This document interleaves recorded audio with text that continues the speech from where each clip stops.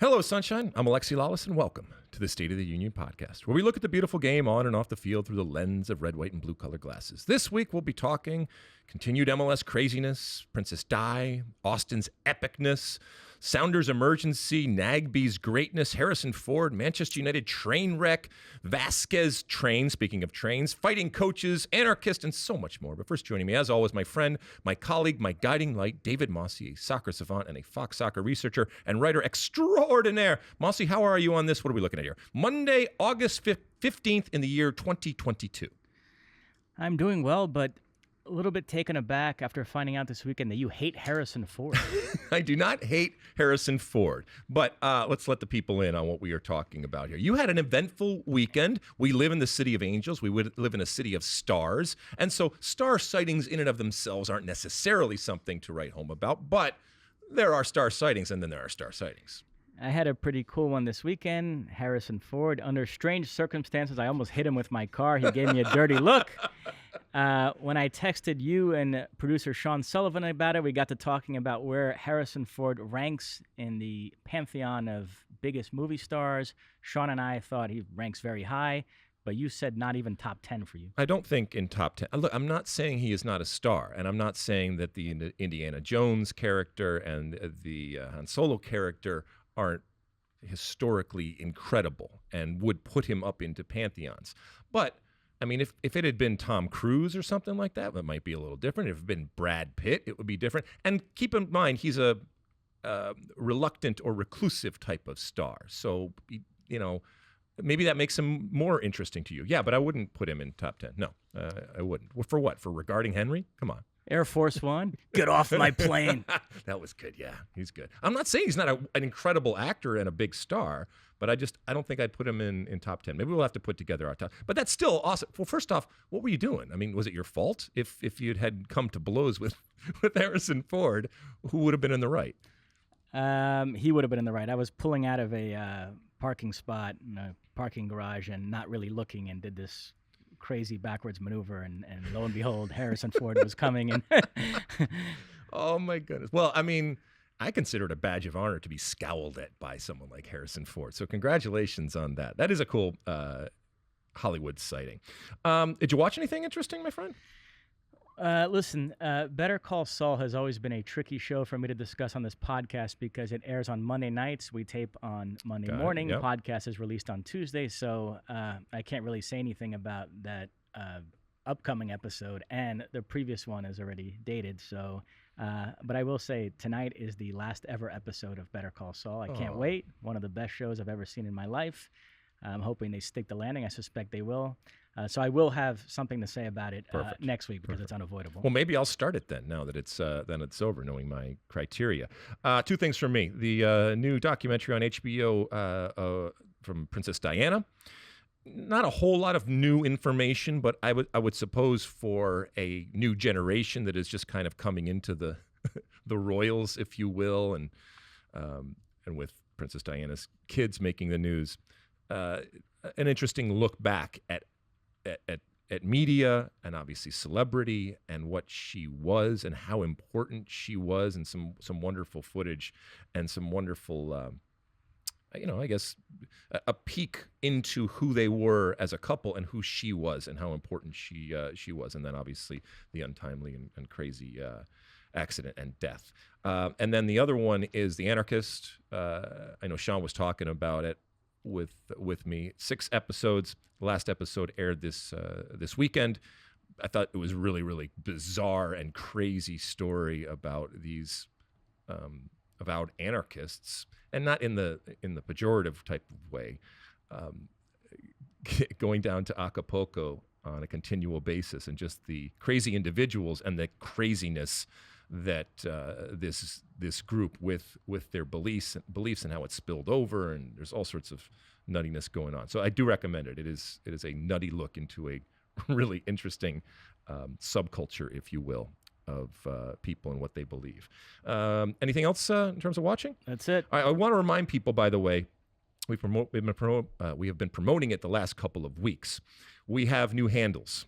when it comes to our Twitter and TikTok and Instagram and Facebook, and that is SOTU with Alexi. And we've already, first off, thank you to everyone out there. We've already had so many people, subscribe and click and become followers of these new accounts. And you will get specific content and exclusive content when it comes to some of those channels out there. And we do have a YouTube channel, by the way, too. So we're expanding. We're expanding the brand, if you will, Mosse. And I appreciate that everybody is taking the time and doing that. And don't forget the old school stuff when it comes to the hashtag Ask Alexi, and of course our State of the Union podcast hotline, 657-549-2297, 657-549-2297. Ready to light this candle? Let's do it. All right, let's start off with some MLS. Another weekend of craziness, another weekend of just lots of goals and nuttiness going on in this incredibly unpredictable league. Where do you want to start? Cincinnati-Atlanta finished 2-2. Brandon Vasquez scored again, his 15th of the season. You are now very much on the bandwagon. You tweeted that it would be a dereliction of duty if Greg Berhalter did not call him up for the September friendlies. Mm-hmm. However, in the past, you have said that form is fallacy, so our good friend Grant Wall seized on that contradiction. Mm-hmm. If you follow Grant on Twitter these days, you know he has an opinion about everything. And so he tweeted, knowing your greatest hits include form is fallacy, how can it ever be a dereliction of duty for a national team coach to not call up any player? I know you wanted to address that on today's Well, first off, this is relative to Greg Berhalter. And, for those that don't know, Brandon Vasquez is a player that, he's been around. He has the opportunity, by the way, to represent both Mexico and the United States. I don't think that the Mexico thing is going to happen.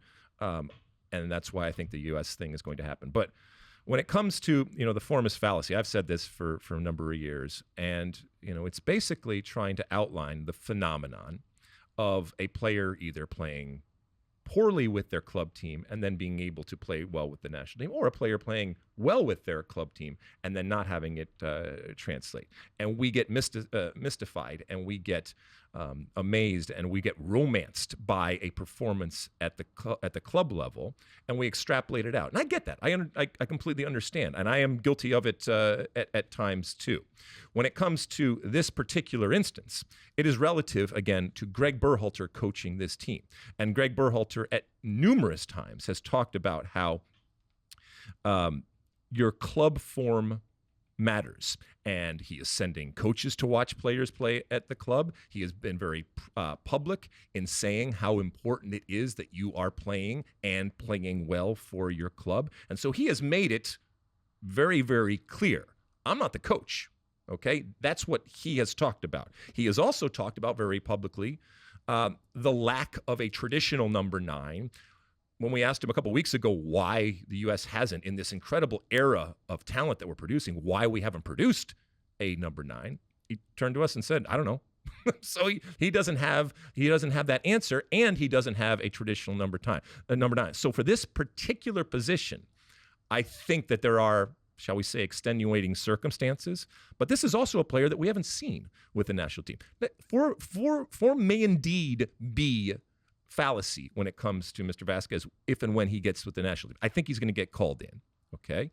And if he comes in and he does well and he fits in with the group, that's fine. Will he have been called in because of his form? Yeah. But, to answer you, Grant, that's why I said it was a dereliction of duty, in that if Greg Berhalter is to be believed as to what his criteria are and what he is looking at when it comes to the national team, then this is a player that is ready-made, because this is a player that has lived up to what your expectations are.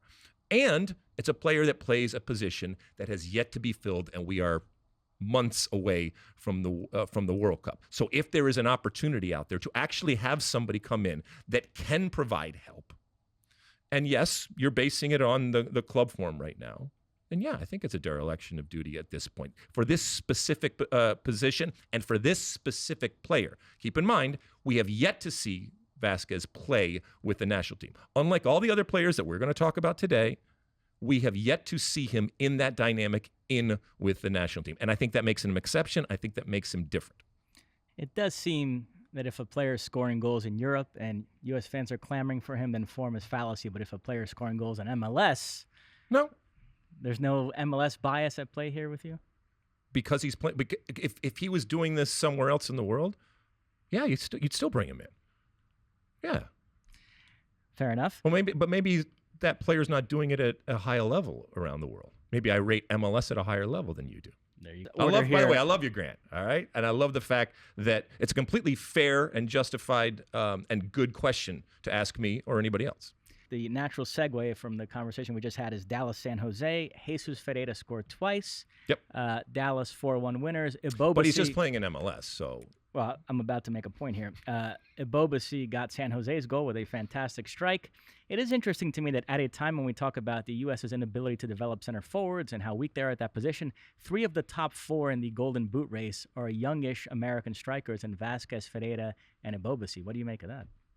I like it. It is different, and it's this is wonderful news. We have seen Ibobasi with the national team, and again, coming into the national team, you're going to be looked at with obviously how you play on the field, but also how you fit in. And this is a really unique and different type of dynamic that Greg Berhalter has cultivated with the national team.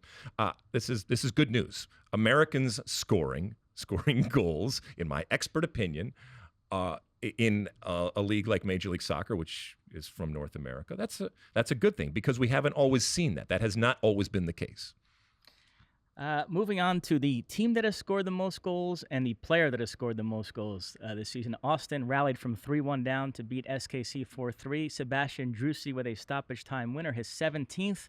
Austin with 48 points. They're below LAFC, but they have 9 more than anybody else in the West. What an incredible story this team has been, huh? Hats off to obviously Josh Wolf as the head coach and Claudio Reyna behind the scenes for what they have done and the leap that they have made in terms of progression and improvement. And, that they are, and not only are they winning, but they're winning maybe from a coaching perspective. It's not necessarily what you want to see, but amazing games and incredible entertainment and incredible drama. And so, yeah, this is a wonderful story, and this is becoming must-see in terms of what Austin is doing. And, another comeback win, and everybody's going crazy, and the beer's flying all over the place in Austin and that wonderful stadium. And I think the green light that comes on when Austin scores, it's starting to grow on me, like an algae, right? So it's starting to grow on me. Initially, I thought it was distracting, and maybe it wasn't great for television, but they're owning it, and therefore I'm appreciating it more. Our game on FS1, Minnesota went into Nashville and won 2-1. Dane Sinclair, I thought, was absolutely sensational in this one. We interviewed him afterwards. A big win for Minnesota. Yeah, he's coming off an All-Star performance where he was voted MVP of All-Star game. Yeah, you need a good goalkeeper, and Minnesota at times plays loose and fast in terms of their structure, and it means, and the data backs it up, that they are letting opportunities in. But risk reward, right? If you have a goalkeeper that is playing so well, notwithstanding the Jassy Zardes charity game that he had a couple weeks ago or last week, he didn't stand on his head. I actually asked him after the game, just a much more evergreen type of question of goalkeepers in terms of, is it harder for a goalkeeper to face consistent shots and have to save a bunch of shots in a game, as opposed to a goalkeeper who has very little to do and maybe has to save that one big shot?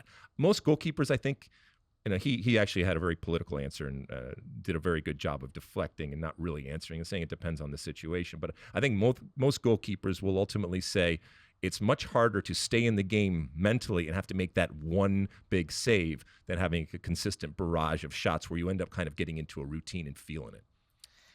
Seattle lose at home to RSL. Oof. They're below the playoff line. There's mounting evidence that this might actually be the season that they finally missed the playoffs. You think? I'm still hanging on, and maybe I am, maybe I'm believing something that is not there. But until that moment when they are no longer a playoff team, I still hold out hope that Brian Schmetzer and company can find a way to string 2 or 3 wins that gets them over that hump. And in both conferences, we know there's going to be that musical chairs, and that music is going to stop. I've said now for a long time, but I think both of us over the last couple of weeks have said this is this is worrying and not trending, obviously, in the right direction, because they even had Rui Diaz yesterday, and that didn't change things. They were playing at home, and with all due respect, a game against RSL in Seattle from the Seattle Sounders, there was a time where that was 3 points. Thank you very much. Put it in the pocket. No respect to RSL over there, and congratulations on a big win. But this is not the Seattle team that you want coming down to this home stretch and such an important stretch. Inter Miami 3-2 winners over NYCFC. Greg Berhalter in the house for this one. He saw Sean Johnson concede 3 goals, 2 of them courtesy of Pozuelo, including a late winner. Big win for Inter Miami, and I continue to say all is not right in NYCFC's world. You're right, and we've talked about, obviously, a coaching change, a loss of a big player, and they seem fragile. They still have opportunities and create lots of opportunities and still incredible going forward. And this isn't on Sean Johnson, because I don't think any is at fault necessarily for any of them, and they put him in the a couple of times there, including for that winning goal. But first off, so that's the NYC component. The guys in pink down there, it's pretty good right now. It's happening. I do think when you talk about people off the field that deserve credit, Chris Henderson came in and very, very quickly has not made it perfect, but he was not handed a great, a great hand. And he has made it at least competitive, and at least where we are talking about, hey, there is a possibility now of this Inter Miami team making the playoffs. And the Pozuelo deal, I mean, you have a motivated player right now in Pozuelo who's coming down and looking like the MVP that he once was in Major League Soccer.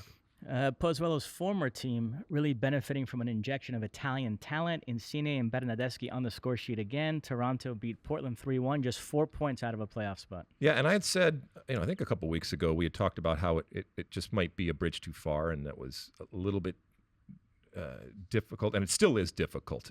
It is going to come down to the wire. But again, this is a very different and a rejuvenated Toronto right now that is flying. And I think you can see the confidence oozing. And even a guy like Michael Bradley, Stu Holden and I were talking off camera last night about what Michael Bradley is and what Michael Bradley isn't. Michael Bradley, his mentality and his personality is he wants to fix things. He wants to make things right, and he will sometimes force the issue and do things that aren't in his wheelhouse, and in doing so actually make things worse.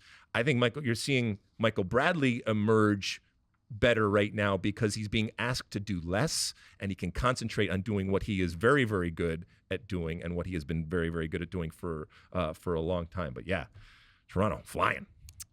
LAFC thumped Charlotte 5-0. Vela and Arango among the goal scorers. Bale and Chiellini did not play due to quote-unquote load management. Keep in mind, Bale has played a total of 96 minutes in MLS, but he already needs a break. This just reinforces what we've all been talking about. LAFC were already the best team in the league without those two and good enough to win MLS Cup, so throwing those two into the mix is just absolutely frightening. All right, I'm going to grumpy old man just for a second here, okay, in terms of load management. Yeah. I get it that we have evolved and we have progressed, and the data, from a Steve Cherundolo, head coach of LAFC, I get it from his perspective. And I get why teams do this, and I get why the science and the medical teams assess and they make these decisions. But if you are a player, okay, and you accept that, I question whether I want you on my team. If you are a player and you're like, yeah, cool.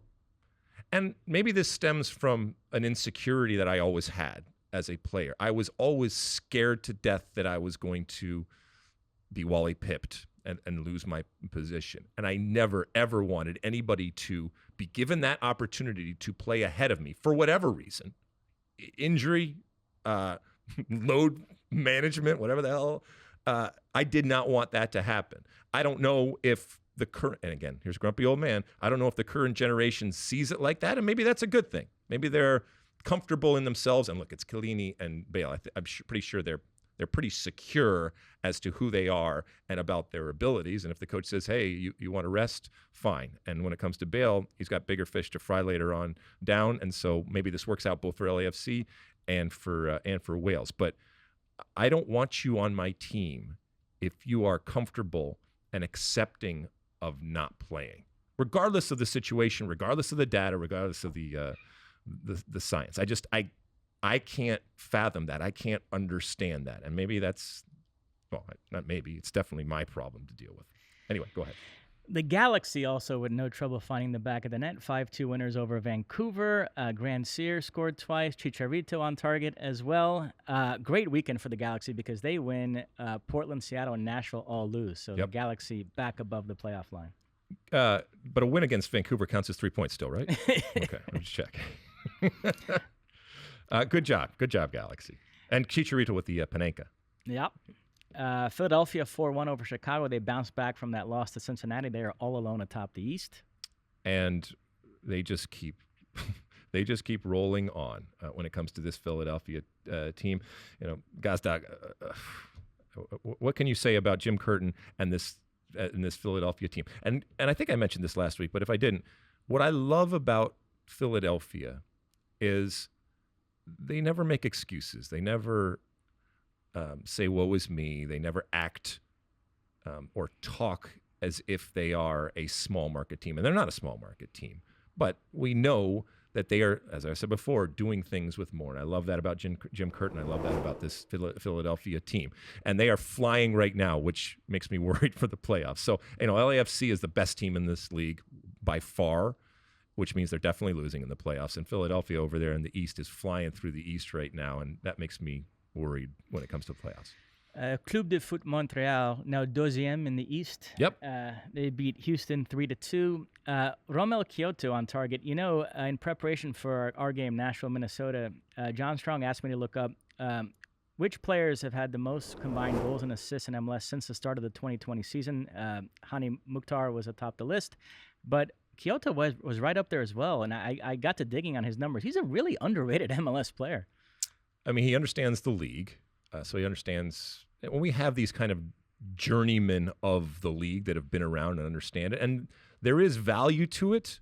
I think there's limited value because if you've bummed around to a lot of teams, there's a recognition at some point that yes, somebody that you're going to thinks that you are valuable and they believe that they can get you to either live up to what your best was or make you better.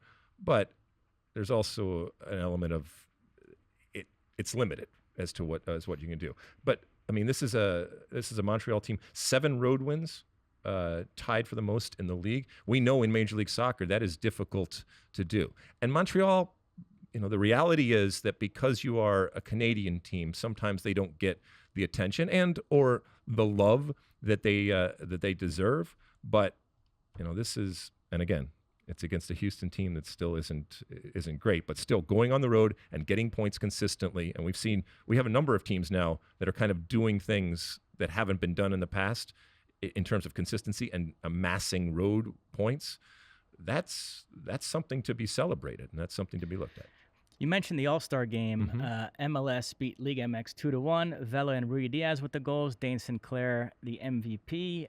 First off, I know it's only an All-Star game, but it does seem like anything U.S.-Mexico related right now is going the U.S.'s way. And second, I'm surprised. A lot of chatter about this format already growing stale and people wanting to change it. I love it. I think they finally hit on something that works. So I have no issue keeping this going. So what's the alternative? Obviously, bringing back big team. I mean, there's only so many things that you can do other than co-ed naked or something like that, but, which, by the way, I think would rate. So unless they want to go back and bring in a big team, and that also at a certain point lost its luster. I don't think that they're going to change because I think that, as you mentioned, that connection and that partnership is only going to grow, and I think that they want to fuel it, especially leading into next year where we know the leagues. What do we call Leagues it? Cup. Leagues Cup is happening too. Last thing, speaking of League MX, we both threw dirt on Josie Altidore, but he did score for Puebla in a crazy game against Tijuana, 3-3. Got everybody excited. What do you think? Stumbling, bumbling Josie. If you saw that goal, I mean, I loved it because it was vintage Josie in an understanding of time and place, and then an understanding of how to use your body to shield the ball, and then the finish, the waiting out of understanding where the goalkeeper is and the angles, all that. So congratulations to Josie. But that's what he was brought down to do.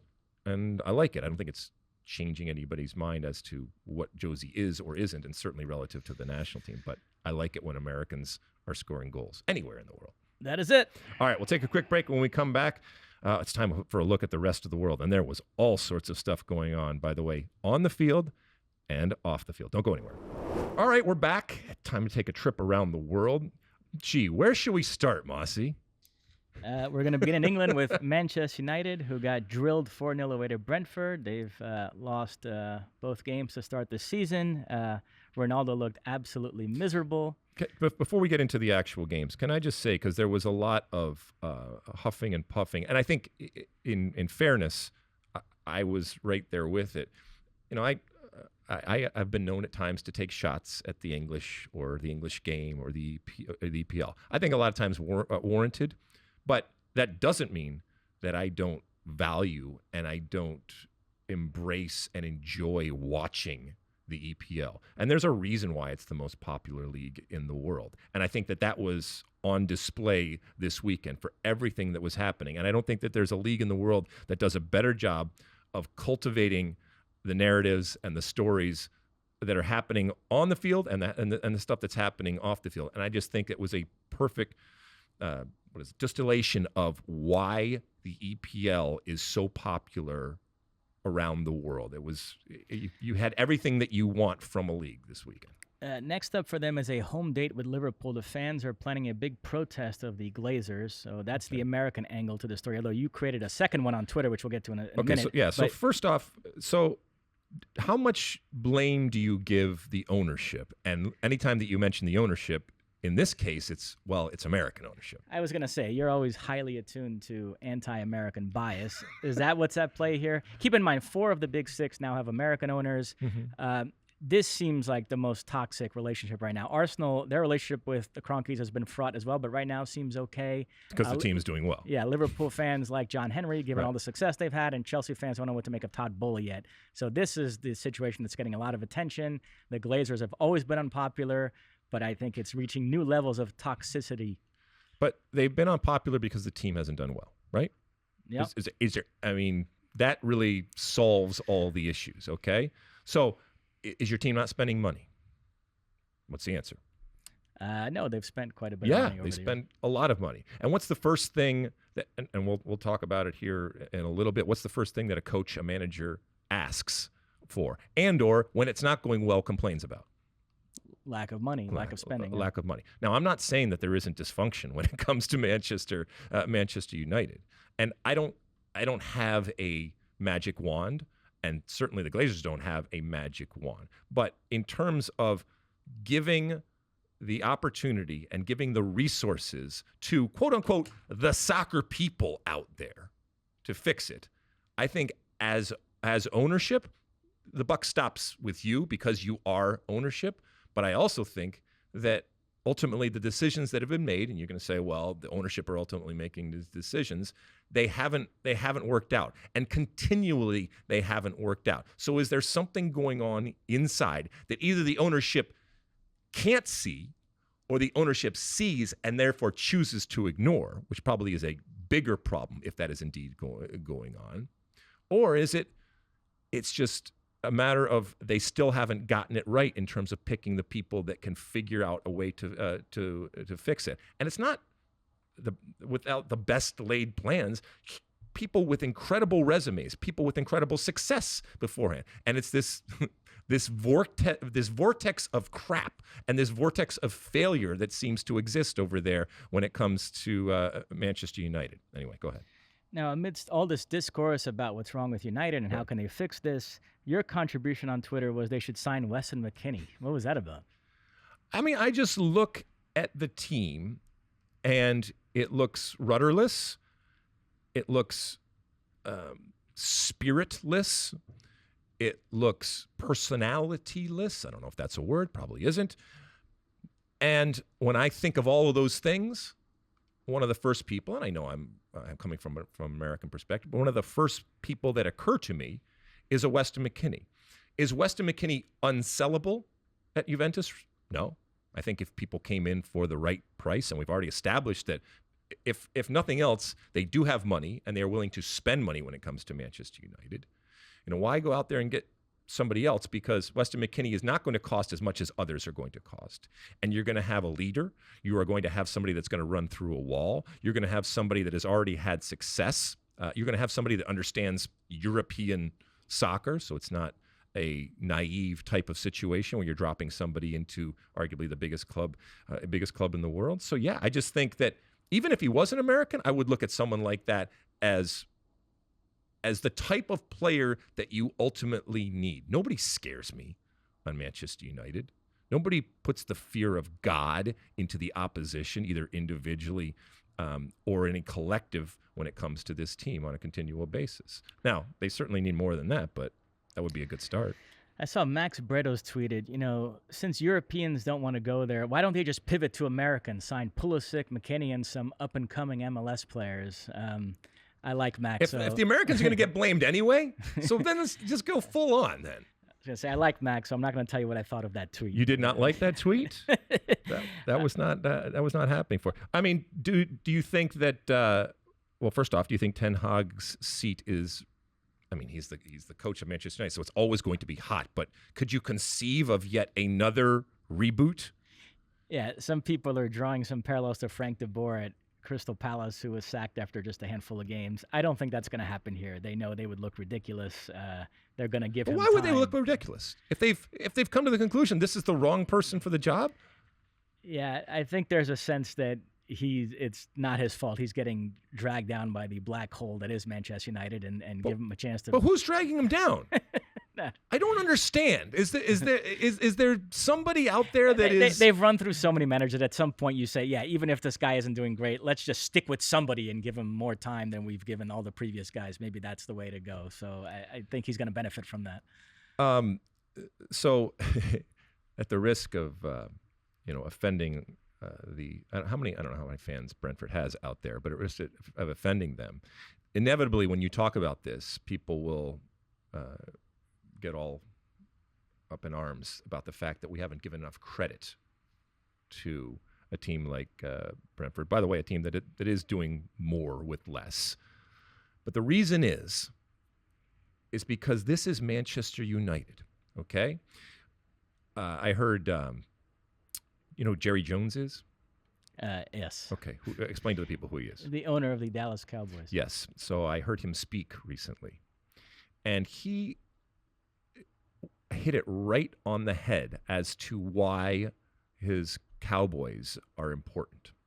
And he basically laid out the super club definition, if you will, in that a team that as many people hate as love, a team that you cannot ignore, win or lose, a team that even in its failure will draw attention. And that is how important Manchester United still is. So whatever crap that is going on there, this is still one of the world's great clubs.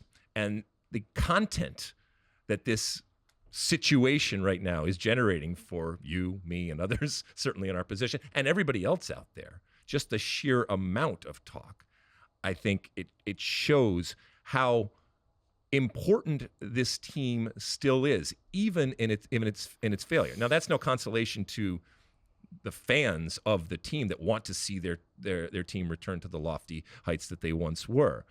But it should be recognized as people in our positions get up there and say, oh, they're horrible and they're crap and they're disrespecting the legacy and the history and all that kind of stuff. Meanwhile, this is ratings gold. This is content manna from heaven that we love.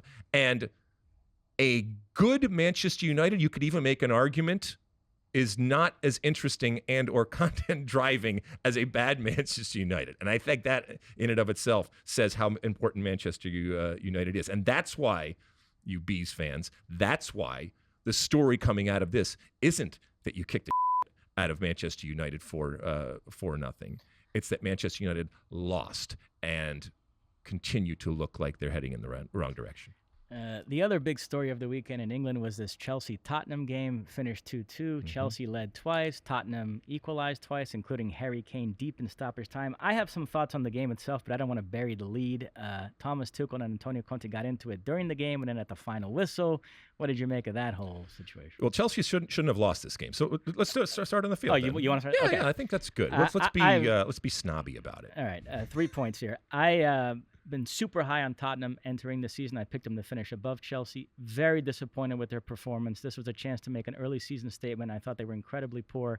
Chelsea was the better team from start to finish, deserved to win the game. The only reason they didn't win the game is because of a shambolic officiating performance, which leads to point number 2. I know the Premier League doesn't want VAR affecting the outcome of games. They bought into the narrative that VAR was overturning too many decisions, undermining the referees. But I'm sorry.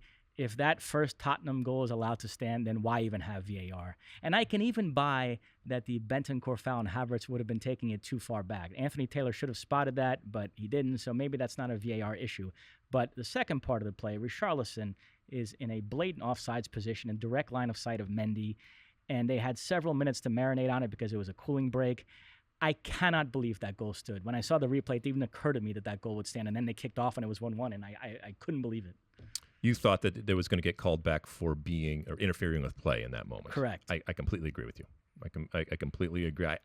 I couldn't fathom why the player actually standing there. I mean, the ball doesn't necessarily have to go through your legs or you don't have to necessarily move out of the way to be a distraction, to interfere with the play. So the VAR situation, and this is where I do take some glee in the ridiculousness and the inability and the consistent inability of the EPL to figure it out. The rest of the world, it's not that we don't have controversy. It's not we don't have criticism at times for calls, but the rest of the world that is using VAR, it's not that big of a deal. So why is England so bad at it? And then the second goal was controversial too because Romero pulled Cucurella down by his hair, so that goal probably shouldn't have happened either. So Chelsea got absolutely robbed here. It was shades of that infamous Champions League semifinal second leg against Barcelona in 2009. It was almost that bad. Point number 3, Christian Pulisic did not start. Yep. Came on in the last few minutes, barely touched the ball. There's 2 weeks left in the transfer window. Seems to be this growing sentiment that he needs to go. Newcastle now being mentioned as a possibility. Are you there as far as Pulisic?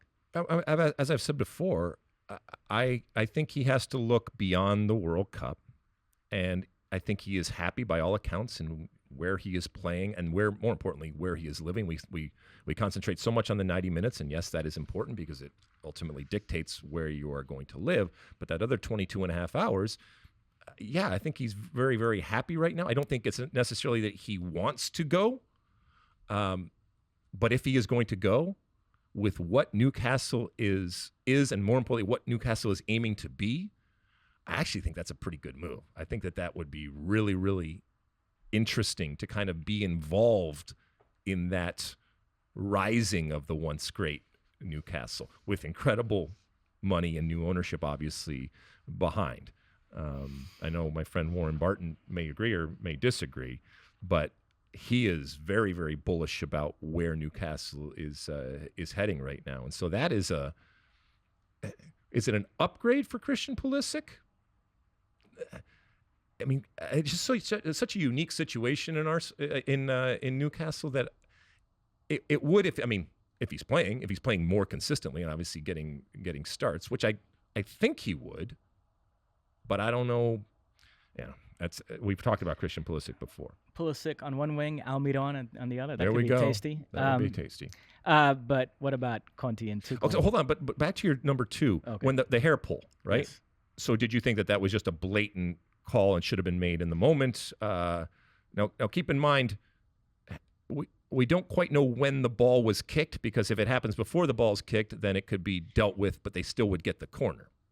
I'm generally of the view that anything goes in those corner kick situations where players are tussling in the box, but that one was pretty blatant right in front of the referee. It was blatant, and that it's the hair, it makes it that much more egregious, I guess, and shocking, if you will. But you're just pulling an appendage. It's no different than pulling down somebody's shirt in that you're pulling somebody away, and there's plenty of shirt pulling that goes on, and for the most part, none of it gets called. Someone asked me the other day if because I had long hair at a certain point, if I ever had my hair pulled. And I can't remember it happening. I do remember Paul Gascoigne pulling my goatee at one point, but it was all kind of in fun. But nobody ever pulled my hair. But I would not be beyond pulling somebody's ponytail or hair in order to get an advantage back then. All right, but the world does need your take on the Thomas Tuchel Antonio Conte confrontation. Okay, so I am of the firm belief that when you shake somebody's hand, you do look the person in the eye, okay? However, that is my belief, and I, in no way do I feel that I have the right to foist that upon you or anybody else. You don't want to do it? Fine. I will make the attempt to look you in the eye. And if you don't want to do it and you want to move on, fine. I will judge you later for that.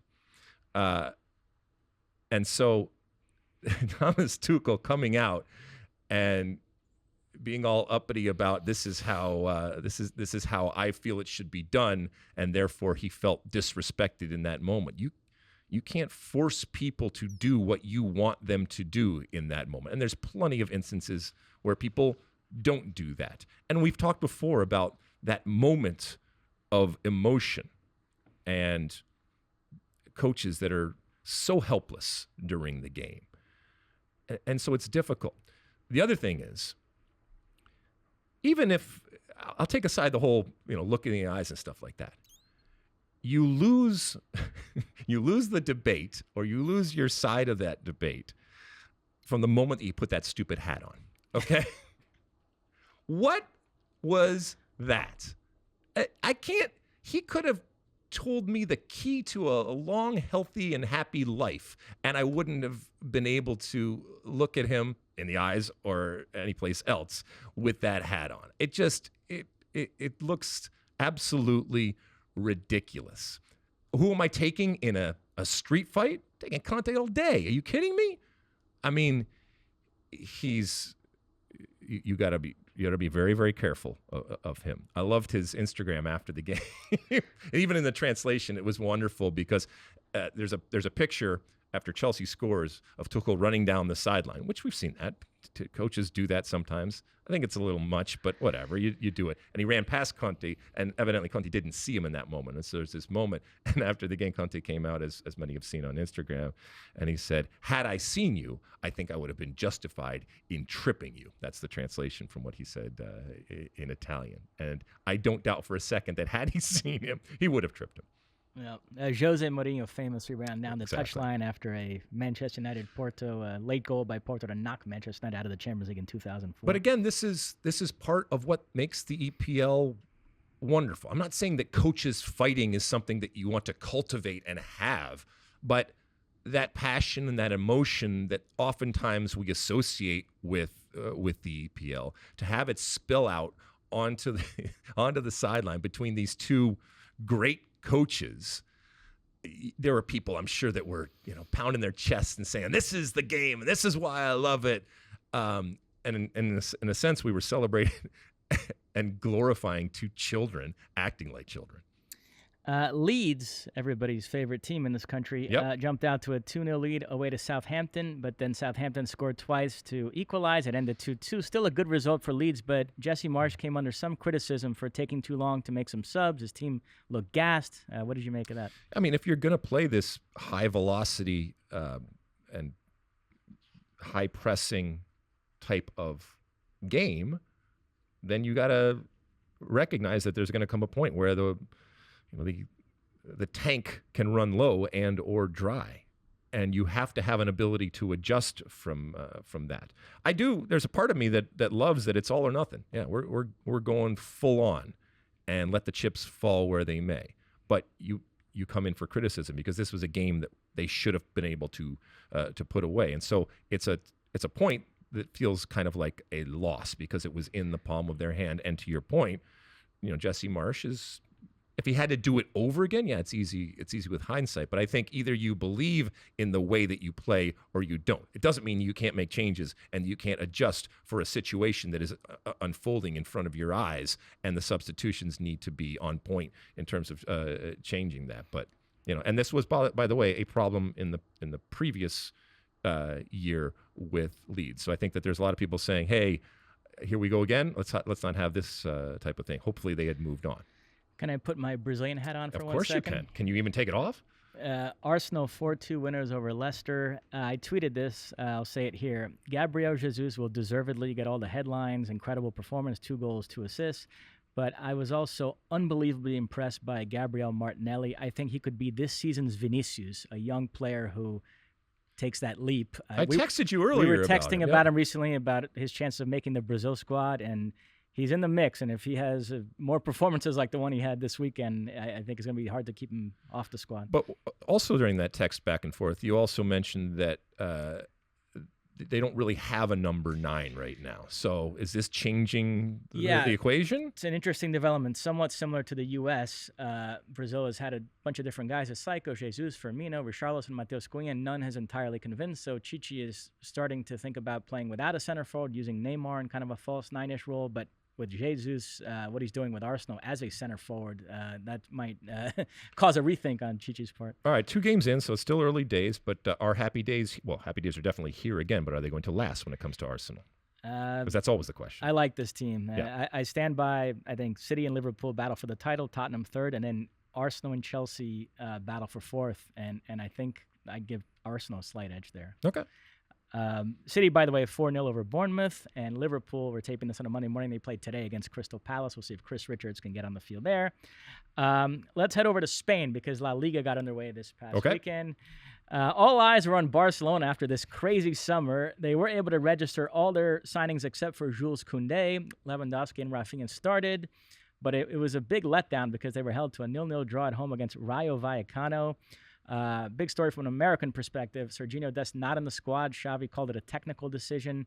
Lots of talk now that they're going to try to unload him before the end of the window. Yeah, it's not.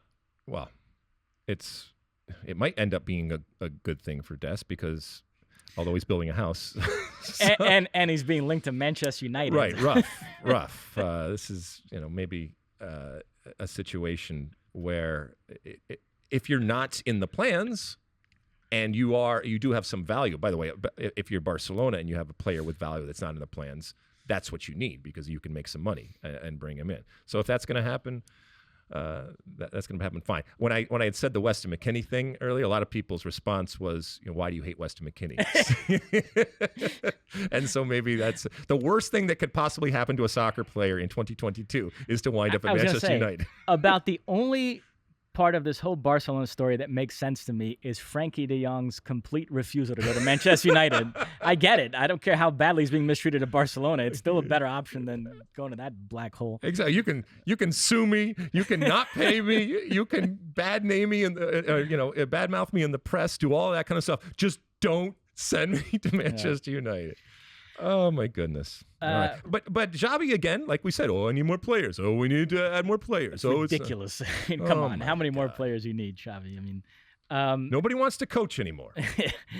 Real Madrid rallied for a 2-1 win away to Almeria. Lucas Vasquez with a goal, and then David Alaba came on and with his first touch connected on a spectacular free kick. So the champs off to a good start there. 3 points. Yeah, I got nothing on that. Yep. And then last one in Spain, Valencia beat. I'm going to go with Girona this week. I said Girona last time. So it's Girona, or Girona? I don't know, to be honest. I'm still trying to figure that out. You're David frickin' Mosse, okay? Whatever you say goes. Yeah. Stu Holden's favorite player, Yunus Musa, started in the midfield for Valencia, and our old friend Tati Castellanos started up front for the team that Valencia faced. Stu, I mean, he's super high on Musa, thinks he's the most talented player of this U.S. group. Yep. Are you on that page as well? You see it? I mean, I think Stu is talking about him being a breakout type of star in the World Cup. I mean, we've seen him. We know how talented he is. And I think part of it is there's going to be ooh-ah moments when it comes to Musa. I'm not talking about scoring goals, which is the ultimate ooh-ah moment. But if you've watched Musa play, especially in that type of U.S. setting, which is where a lot of people are going to see him for the first time, his explosive 2-3 steps that he has to kind of get out of trouble and break free, it's jolting to the senses in a good way. And so the more opportunities now, when he gets in that position into the wide open field, that's where he starts to make some interesting decisions, and so that's the next part of his game. But I think Stu's absolutely right in that if he stays healthy, I think he's going to start, and he is just going to get better, and he has just gotten better and better and better. Serie A also got underway this past weekend. Milan, the defending champions, they beat Udinese 4-2. Inter beat Lecce 2-1. Lukaku scored 2 minutes into that game, by the way, so he's very happy back in Italy.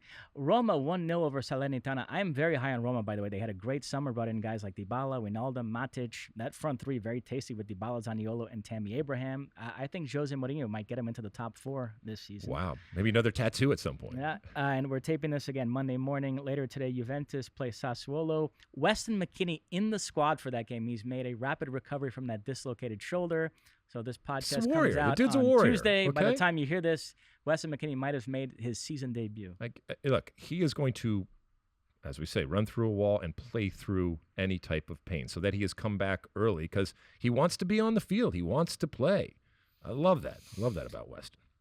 Sean Sullivan wants to give love to some Americans in leagues that we don't usually talk about. I saw you tweeting about Malik Tillman as well. He's off to a great start this season, scored for Rangers. He doesn't play in Major League Soccer. There you go. Scored for Rangers in Champions League qualifying, and then also over the weekend. And I think he'll get called in too. So you're on that page. Yeah, I think that.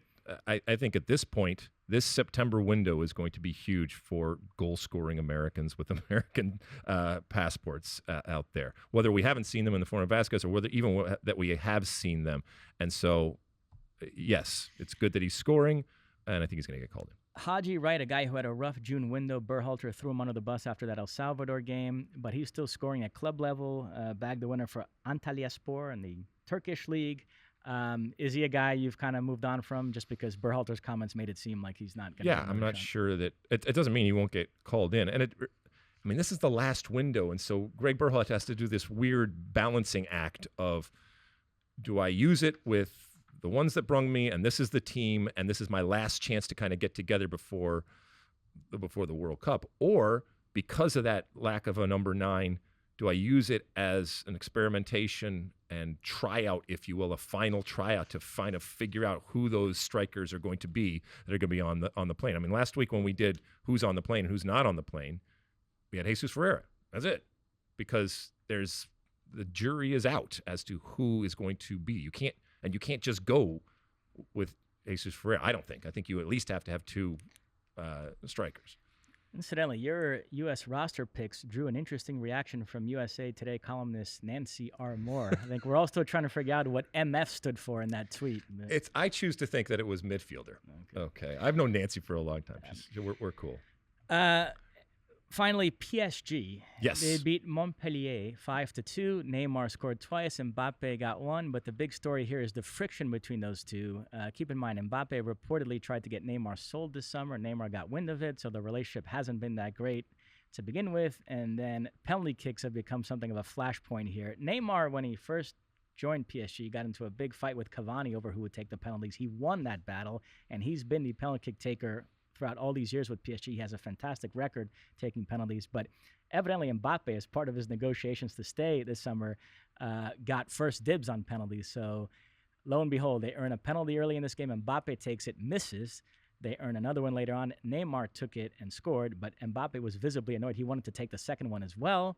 His whole vibe was off in this game. Body language seemed bad. There was one play that's gone viral where they didn't pass him the ball when he wanted it, and so he just turned his back and stopped running, even though PSG was still attacking.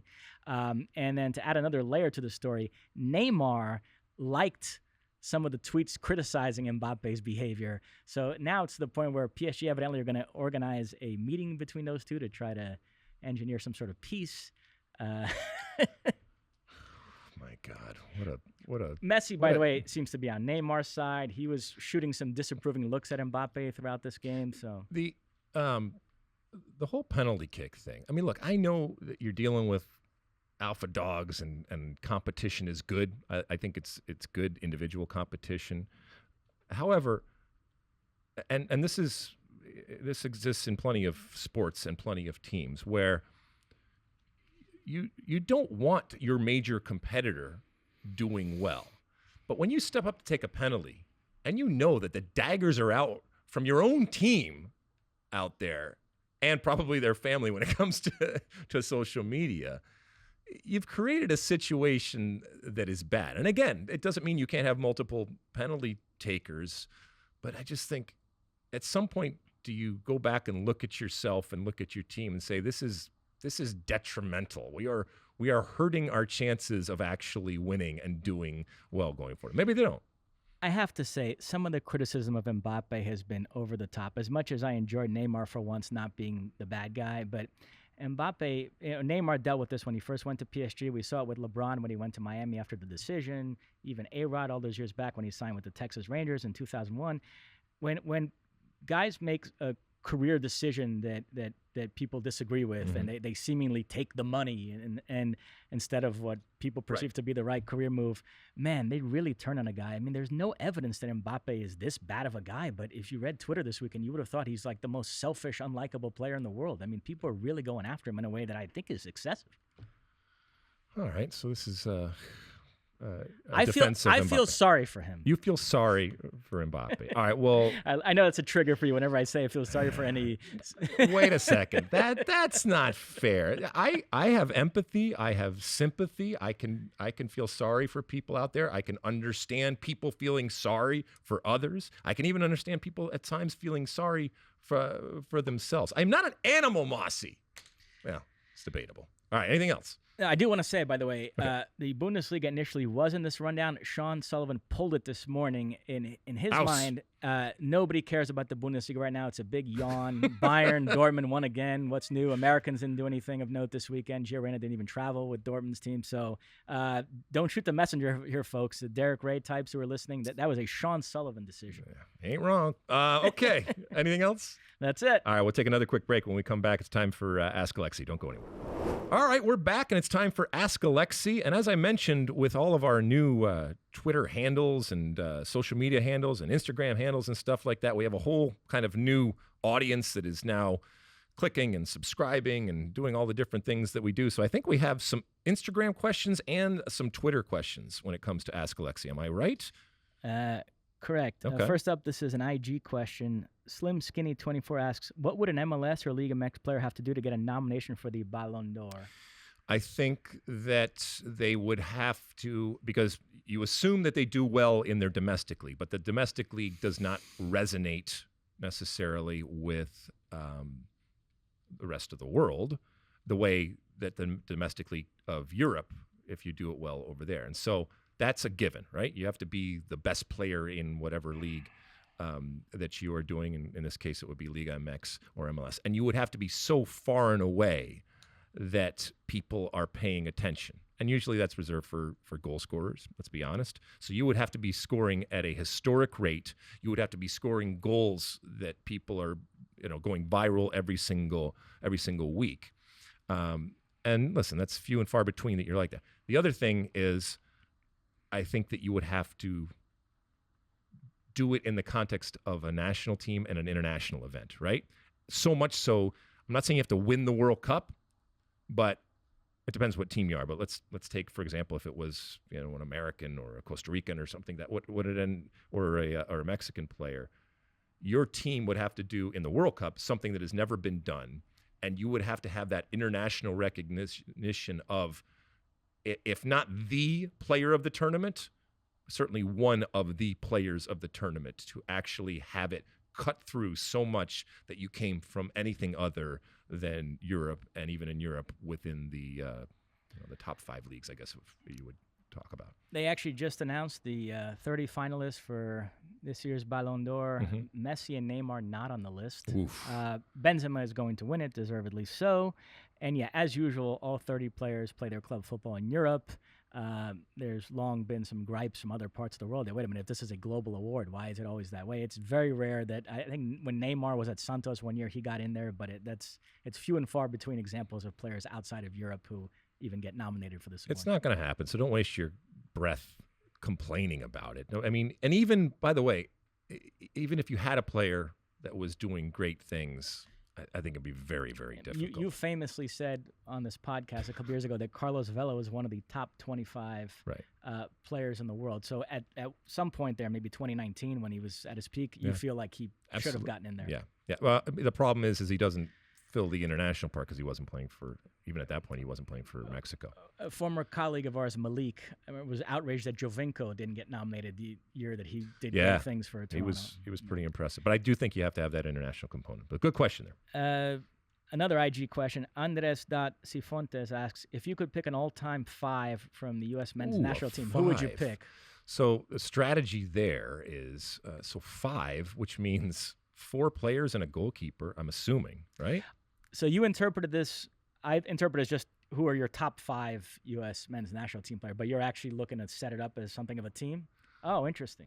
Wait, or is it the actual the position? Yeah, I interpret it as 5 aside. Okay, let's go with that. All-time 5? Let's go with that. No, let's go with your initial. So I would go Tony Meola in goal, because in that setting, you're going to have to use your feet. And I think still, the irony is that while he played in an era where goalkeepers didn't use their feet, and certainly relative to what happens now, he was the best when it came to his feet that I have ever seen or played with. And I would put him up with all of the goalkeepers in this era, even the goalkeepers that we have right now. So Tony Meola in goal.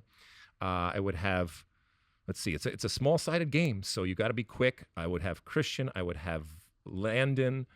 I need some bite there. Christian, Landon, maybe like McBride, and if we're playing to small goals, I think we're playing to big goals. But anyway, then I need someone with bite. So like a Pablo Mastriani might come in. I know that's a out of left field type of thing, but I need someone that doesn't necessarily have a big name, but is willing to do all of the dirty work in the midfield there. I am later on, I think, going to think about my all-time best 11 when it comes to the U.S. and put that out too. But that's the way that I read it there from Andreas. If you meant something different, Andreas, please let us know. But yeah, that's who I would go with. Next up is a Twitter question. Mike David Field asks, is Darlington Nagbe good enough to play in the EPL? You set Twitter ablaze recently by saying that Nagbe could play for any team in any league in the world. That drew a very strong response. I didn't think that it was that strong a statement if you follow me for any length of time. And this certainly came off of his performance at the MLS All-Star game, where a lot of people were singing his praises, and whether it was the commentators, Ben Olsen was there, as part of Taylor Twellman, and because it was on ESPN. So that Darlington Nagbe is revered should not be a surprise to anybody in general. That I revere him as a player should also not be a surprise. I've said this now for many, many years as to he is arguably, and we can argue, the most skilled and talented, and certainly, I think I said in the tweet, the smoothest American player that I have seen in history. And we've had plenty of smooth players when it comes to John O'Brien and Claudio Reyna, and plenty of great players over there. But his ability to maintain possession of the ball, his ability to do it in small spaces, his ability to do it when multiple players are on him, that I think is invaluable, and I think that is universal. Any team in the world, I think that the players would very quickly recognize that they have the opportunity to have that outlet, that escape hatch, that emergency play when the pressure is coming, when they are in a situation that they don't know how to get out of. Get it to Darlington Nagbe, and he will find a way either to get out of it or to be fouled, which is as good, well, not as good, but it's certainly the next best thing when you're in a situation like that. People could not fathom that Darlington Nagbe could play for Man City or Liverpool or insert your big team there because, well, first and foremost, because he is playing in Major League Soccer, and that's that bias. I get that. I understand that. We're never going to see it because he took a different path, and he certainly marches to the beat of a different drummer. We know he has turned down opportunities to play for the U.S. team, and I actually respect the fact that he doesn't want to play for the national team, because I don't want anybody that doesn't feel it in their heart playing for the national team. I think it'll manifest, and that would be a problem. So I'm glad that he understands that that's not for him.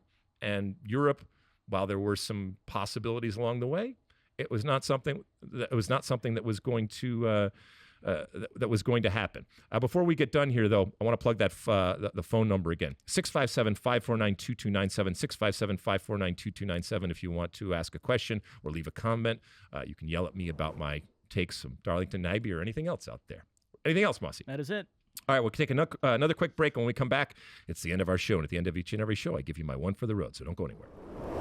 All right, welcome back. And it is the end of our show. And at the end of each and every show, I give you my one for the road. You know where I was this morning, Mosse? I was a little bit late this morning, but you know where I was? I do not.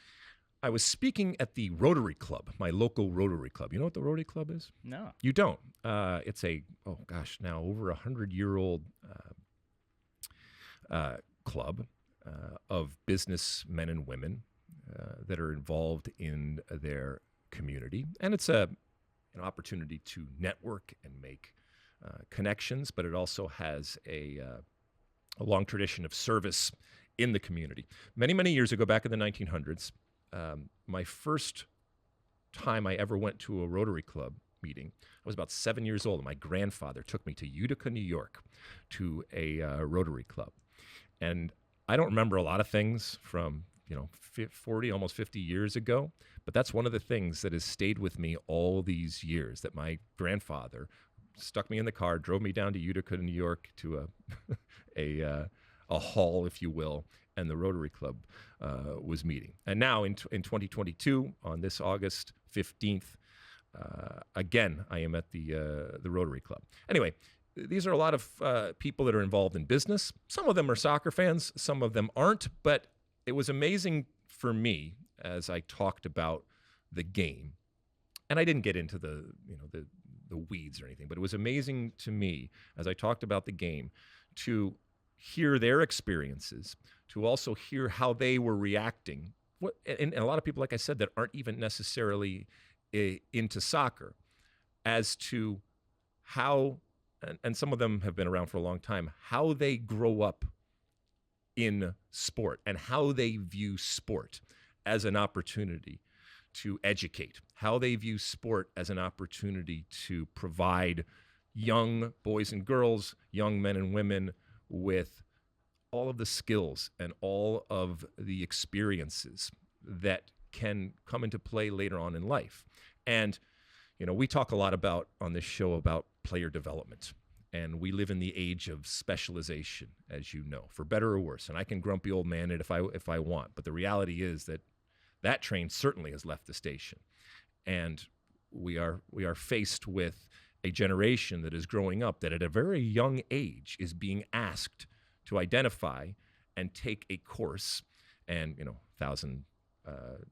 10,000 hours and all that kind of stuff, and go on that course.